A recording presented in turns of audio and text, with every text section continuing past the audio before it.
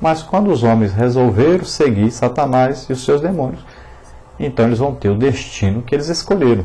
Se querem Satanás e os demônios, vão junto com eles para o lago de fogo e enxofre, viver eternamente afastados de Deus e em sofrimento.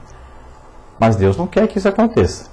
E a salvação está aí, para todo aquele que se arrepender, resolver seguir a Deus, obedecer a Deus. Parte 4. Vivendo como filhos da luz. Então, o que significa andar na luz? Como está escrito em 1 João 1,7. Então, significa viver uma vida de santidade diante do Senhor, da igreja e do mundo. Então, não tenha comunhão com as trevas, comunhão com o pecado. Seja santo, ou seja, separado para Deus. Depois, significa viver uma vida de permanente separação de atitudes, atos e condutas pecaminosas. Então, quando nós vemos aí as atitudes das pessoas vivem em pecados, em condutas pecaminosas, né, na prostituição, nas drogas, em vícios, em festas mundanas, então nós ficamos separados. Nós não temos comunhão com esse tipo de pessoas, com esse tipo de coisas. Nós ficamos separados. Para ganharmos as pessoas para Jesus, nós não precisamos participar das festas mundanas deles. Nós não temos comunhão com essas coisas. Para ganhar um aidético, você não precisa pegar AIDS. Para você ganhar um bêbado, você não precisa beber. Temos que tomar cuidado. Às vezes nós achamos que estamos fazendo as coisas certas e não estamos. Então não temos comunhão com essas coisas. Nos afastemos, fiquemos longe dessas coisas. Esse modo de vida tem início quando o homem aceita Cristo e a sua palavra e rejeita cônscia e espontaneamente toda a prática que fere os mandamentos do Senhor. Então, quando nós aceitamos a Jesus como Senhor e Salvador, nós passamos a ter uma vida diferente, uma vida nova, e agora nós temos que conscientemente, espontaneamente, de livre e espontânea vontade, rejeitar. Não é porque é obrigado, não é porque o pastor falou, não é porque o irmão viu, que falou, nada disso. Espontaneamente nós temos agora o desejo, nós vamos agora colocar em prática, nós vamos viver agora de maneira santa e irrepreensível. Nós não gostamos, não amamos mais nada que ofende a Deus. 19. Pelo que a Bíblia denomina os servos de Deus como filhos da luz. Então, pelo fato de termos o privilégio de ser participantes da sua natureza divina, da imagem moral de Cristo. Então, nós temos o privilégio, veja bem, aí um favor imerecido, a graça de Deus, de nós nos tornarmos participantes da natureza divina. Como é que nós nos tornamos participantes da natureza divina? Como é que nós nos tornamos a imagem moral de Cristo? Não é a imagem casca, o corpo olhando nós exteriormente, mas interiormente está falando aí agora. Então, natureza divina. Por quê? Porque o Espírito Santo mora em nós. Uma vez que através de Cristo Jesus somos filhos de Deus, nosso viver em bondade, pureza e retidão deve refletir o caráter de Deus.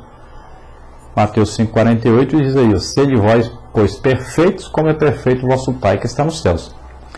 Então agora o interior aparece no exterior. Então, se nós temos comunhão com Deus, o Espírito Santo mora em nós, nós vamos ter agora uma vida, um viver de bondade, de pureza, de retidão, né? De refletir o caráter de Deus. Então, agora somos luz, vivemos diferente. Não somos apenas um brilho, mas pessoas comprometidas com a exaltação do nome de Deus por meio de nossa conduta em meio a uma sociedade corrompida. Veja Filipenses 2,15, que diz: para que sejais irrepreensíveis e sinceros, filhos de Deus, inculpáveis no meio de uma geração corrompida e perversa, entre a qual resplandeceis como astros no mundo. Então nós não somos apenas aí um brilho, né? Mas nós temos um comprometimento de exaltar o nome de Deus através da nossa conduta, da nossa maneira de viver no meio da sociedade que nós vivemos. Então nós devemos ser irrepreensíveis, devemos ser sinceros, filhos de Deus, inculpáveis no meio de uma geração corrompida, perversa. As pessoas têm que saber que nós somos diferentes, que nós vivemos para Deus. As pessoas devem reconhecer que quando a pessoa está com Deus, ela não participa dos seus pecados, ela não tem os mesmos pensamentos deles, não gosta das mesmas coisas que eles gostam, não se veste do jeito que eles se vestem, não fala do jeito que eles falam, não tem prazer nas coisas que eles têm prazer. Eles têm que saber disso. Número 20. Como a luz está intimamente ligada à vida cristã? Então, do cristão se espera uma vida de alegria, segurança e irrepreensível em todas as esferas, em toda e qualquer circunstância. Em todo tempo sejam alvas as suas vestes, nunca falte óleo sobre a sua cabeça. Eclesiastes 9:8. Então veja bem, do cristão se espera essa alegria, essa segurança, ser irrepreensível em todas as circunstâncias, em todas as esferas da vida. Tal pessoa tornou-se membro da família de Deus. Veja Efésios 2:19, Lucas 8:21. Em Efésios 2:19 diz assim, que já não sois estrangeiros nem forasteiros, mas concidadãos dos santos e da família de Deus. Então nós não somos mais estrangeiros, forasteiros, mas nós pertencemos a uma família, e a família é de Deus, não é qualquer família. Tal pessoa então tornou-se membro da família de Deus. Tal pessoa então tornou-se participante da plenitude do Senhor e das suas bênçãos.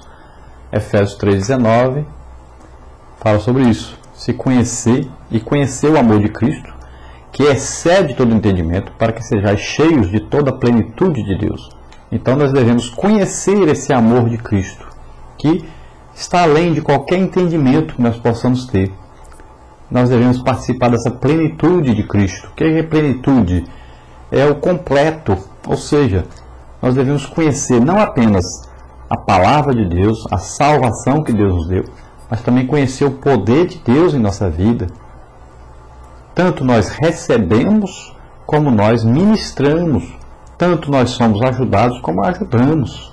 Então nós devemos ser participantes dessa plenitude, conhecer essa plenitude. Muita gente conhece apenas uma parte do Evangelho, apenas a Bíblia, a pregação, mas não conhece o poder de Deus, não acredita nesse poder, não recebe esse poder, não participa desse poder. Então devemos ser participantes de toda a plenitude. O Evangelho, ele abrange todas as áreas da vida. Tal pessoa agora compartilha da natureza de Cristo e suas atitudes expressam retidão. Mateus 5:48. Sede vós, pois, perfeitos, como é perfeito o vosso Pai que está nos céus. Então, nós participamos da retidão, da bondade, Lucas 10:25-37. 37 diz assim, e ele disse, o que usou de misericórdia para com ele? Disse, pois, Jesus, vai e vende da mesma maneira, e também da justiça. Então, Jesus ensinou que nós devemos ajudar os outros, nós devemos ser perfeitos como é perfeito o nosso Pai, em tudo. Então, nós devemos expressar a retidão de Deus, mas também a bondade de Deus, devemos também a justiça de Deus, sermos justos como Deus é justo. Depois Jesus ordena aos salvos a manifestar a sua luz para que o Pai seja glorificado por meio de suas vidas. Mateus 5:14-16. Assim resplandeça a vossa luz diante dos homens, para que vejam as vossas boas obras e glorifiquem o vosso Pai que está nos céus. Então, Jesus ordena que nós possamos manifestar a luz de Deus em nossa vida. E essa luz vai brilhar, resplandecer, e os homens vão ver e vão glorificar a Deus.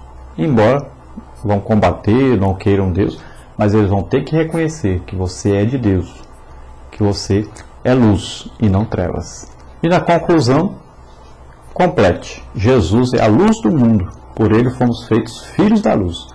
É o seu desejo que nossa luz resplandeça no meio de uma geração alienada de Deus, incrédula, mundana e perdida, para que o povo veja nossas boas obras. Converta-se e glorifique ao nosso Pai que está nos céus. Glória a Deus. Então é o desejo de Deus que nós sejamos realmente convertidos. Converter quer dizer mudar de rumo, mudar de vida. Então devemos ser luz onde quer que nós estejamos. Devemos refletir a luz de Cristo, mostrar Jesus para as pessoas. Não é que nós sejamos alguma coisa, mas Jesus deve ser tudo em nós e através de nós. O mundo deve olhar para nós e reconhecer que Jesus transformou a nossa vida. Demos então um bom testemunho diante da sociedade que nós vivemos. Vamos olhar sempre para Deus e manifestar essa luz que Ele trouxe a nós, que é Jesus Cristo. Nós convidamos você a aceitar Jesus como Senhor e Salvador da sua vida agora. E convidamos você que está enfermo, está doente, a receber agora a cura em nome de Jesus. Receber a libertação, receber o poder de Deus na sua vida agora. Vamos orar. Pai, em nome de Jesus, te apresentamos essas vidas.